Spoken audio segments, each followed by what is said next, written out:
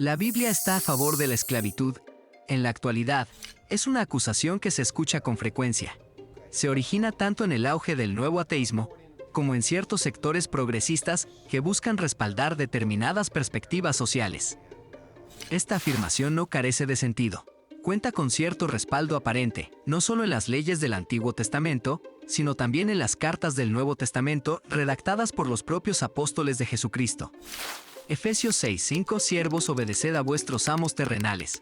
Colosenses 3:22 Siervos, obedeced en todo a vuestros amos terrenales. Primera de Pedro 2:18 Siervos, estad sujetos a vuestros amos. ¿Cómo deberían responder los cristianos a este asunto?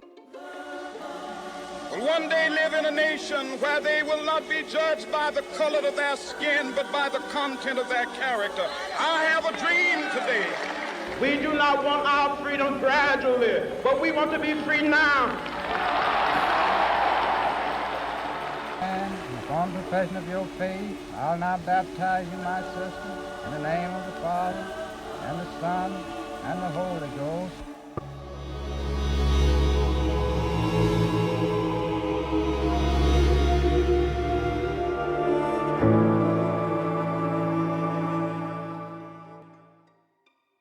El tema de la esclavitud generalmente evoca pensamientos sobre la dura esclavitud basada en la raza, que era común entre los europeos hacia los descendientes de africanos en los últimos siglos, o la dura esclavitud que se vivió en los Estados Unidos entre el siglo XVII hasta el siglo XIX. Sin embargo, la esclavitud tiene una historia mucho más larga y debe abordarse histórica y bíblicamente. Cuando leemos versículos como Efesios 6:5, Colosenses 3:22 y Primera de Pedro 2:18, escuchamos la traducción común al inglés esclavo a la luz de nuestro propio contexto histórico reciente. Normalmente pensamos en la esclavitud basada en la raza, en la que el esclavo es propiedad del amo y carece de derechos legales. Este tipo de esclavitud es manifiestamente una de las instituciones más despreciables que jamás hayan deshonrado a la civilización humana. Sin embargo, no es esto lo que se pretende en estos textos bíblicos. Para ser claros, la esclavitud en cualquier sentido pervierte la intención creada por Dios para los seres humanos, y hay algunos pasajes bíblicos con los que tenemos que lidiar. Pero hay una gran diferencia entre la deplorable maldad que vemos en una película como 12 años de esclavitud y, digamos, lo que Pablo está abordando en la iglesia de Éfeso del primer siglo, o la relación de Abraham con su principal siervo. Las palabras hebreas y griegas que se usan para esclavo son también las mismas palabras que se usan para siervo, sirviente, criado o funcionario. En el caso del griego, la palabra dolos puede traducirse esclavo o siervo, y a menudo se refería a personas que tenían un nivel sorprendente de estatus legal y social en el mundo grecorromano del primer siglo. La mayoría no fueron esclavos desde su nacimiento, ni durante toda su vida, ni debido a su raza como lo fue en Estados Unidos, sino que el servicio del que se habla era voluntario, a través del cual una persona ofrecía de buena voluntad, obediencia, devoción y lealtad a otra persona. Aunque, por ejemplo, el jurista romano Gallo, en el segundo siglo, afirmó que la mayoría de los esclavos eran prisioneros de guerra que, en realidad, habrían sido masacrados si no los hubieran hecho esclavos. Si vamos a las Escrituras, más precisamente en las epístolas de Pablo, se habla de esclavos y amos. El término esclavo en Efesios 6:5 se traduce mejor como siervo. La Biblia de ninguna manera respalda plenamente la práctica de los esclavos, a quienes ciertamente no se les pagaba el equivalente del salario que se les debía pagar en el primer siglo, y por lo tanto se encontraban en un estado más parecido a un contrato de trabajo vitalicio que a una esclavitud racial. Además, Pablo da instrucciones claras de que los maestros cristianos debían tratar a esas personas con respeto y como iguales. Su posición laboral no afectó su posición en la iglesia. De manera similar, en el Antiguo Testamento, las regulaciones israelitas liberaban a los esclavos cada 6 años o incluso ordenaban la pena de muerte por hurto o venta de personas y, en general, buscaban limitar la institución en la protección del esclavo.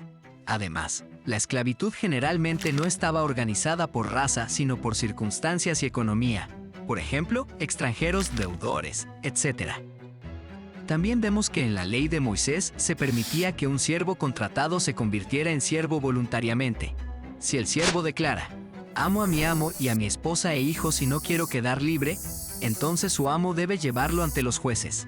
Lo llevará a la puerta o al quicial y le perforará la oreja con un punzón. Entonces será su siervo de por vida. En muchos casos, un esclavo o siervo, en tiempos bíblicos, eran presentados voluntariamente cuando la persona necesitaba pagar sus deudas. Por eso había médicos esclavos, abogados esclavos, etc. al mismo tiempo. Los israelitas podían venderse a sí mismos como esclavos o sirvientes para cubrir sus deudas, ganar un salario, tener una vivienda y ser liberados después de 6 años o continuar siendo esclavos si querían. Del mismo modo, los extranjeros también podrían venderse a sí mismos como esclavos o sirvientes. Durante la época de Jesús y la iglesia del primer siglo, hasta 1/3 de la población romana era esclava, y otro tercio había sido esclavo en una etapa anterior de su vida. Era común que hombres y mujeres nacidos libres trabajaran codo a codo con esclavos como barrenderos, trabajadores portuarios, negociantes, médicos, profesores y administradores de empresas.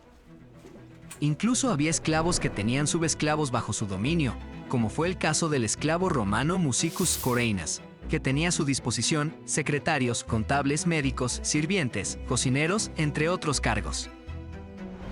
Otro punto importante para mencionar es que hay lugares en las cartas de Pablo que parecen poner en tela de juicio la práctica de la esclavitud por completo. El pasaje más extenso sobre la esclavitud en el Nuevo Testamento es una carta escrita por Pablo a Filemón, un amo cristiano dueño de un esclavo.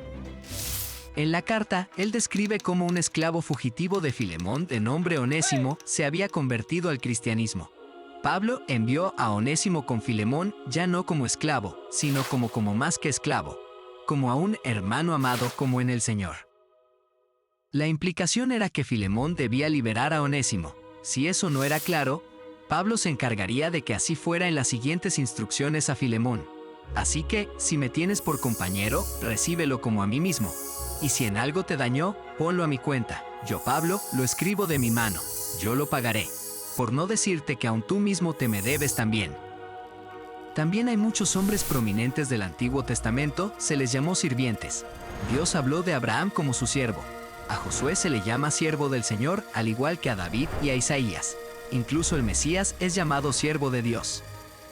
En todos estos casos, el término sirviente o siervo de Dios es una posición honorable. Ser siervo de Dios es un aspecto fundamental de la fe cristiana. Se trata de vivir una vida dedicada a servir a Dios y difundir su amor, su evangelio a los demás. Para concluir, la esclavitud descrita en la Biblia no se parece en nada al tipo de esclavitud conocida en el mundo moderno. En la mayoría de los casos, se acercaba mucho más a la servidumbre por contrato e involucraba a personas acusadas de un delito o que trabajaban para pagar una deuda. A pesar de esta realidad, muchas personas, o incluso cristianos del día de hoy, malinterpretan las descripciones bíblicas de la esclavitud o servidumbre para promover su propia subyugación egoísta de los esclavos estadounidenses y europeos. Sin embargo, esto no significa que estuvieran interpretando correctamente lo que la Biblia dice sobre los esclavos.